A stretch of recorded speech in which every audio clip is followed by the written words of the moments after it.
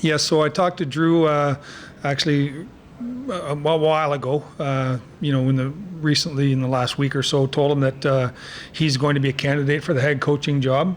I feel that for the process, it's necessary to interview a few people. But what I told him was when we made the coaching change, I was creating a list, and the list was deep and extensive.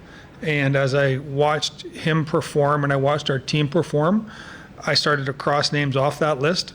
And now Drew is one of a very small number of people I want to talk to about moving forward. I thought he did a very good job. I thought he was able to put a balance of pushing and prodding to get the best team on the ice every night, with also throwing a little bit of hope out there and a blind eye to putting young players in situations they haven't been in and living with the results. And I think that's how you grow.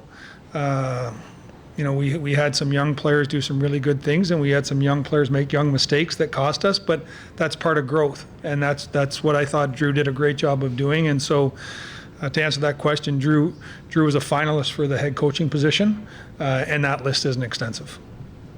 Doug, I was going to get into that, all part of it, but do you need some time to take before you make this decision, or do you feel like you've got a pretty good pulse of where you want to go?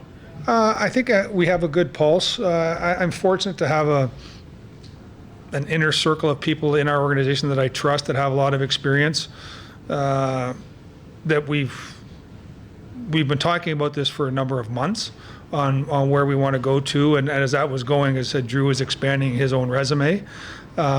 It's not something I think is going to happen over the next 4 or 5 days.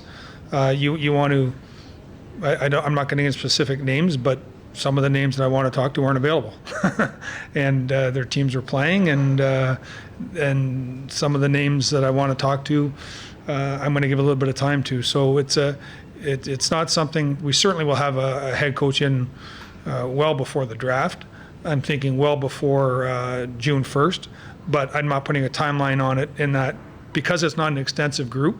I think when you look at maybe some of the coaches, the people in this situation, they're just starting the process and they might have 15 names and might want to talk to 8 or 9.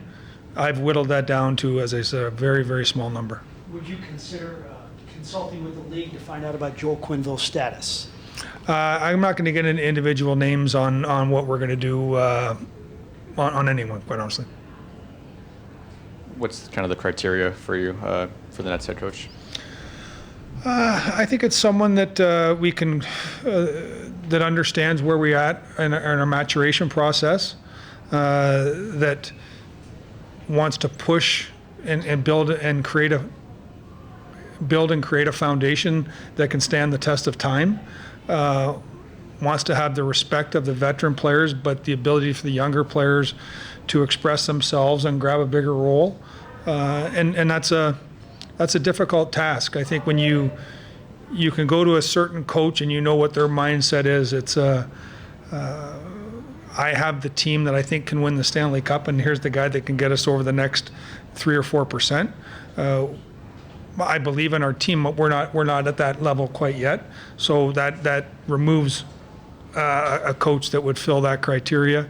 So this coach we want to come in, has an understanding of pushing and prodding and expectations of a fan base that should have expectations, but also knowing that we are in the process of doing something that's sustainable and allowing learning and growth to happen.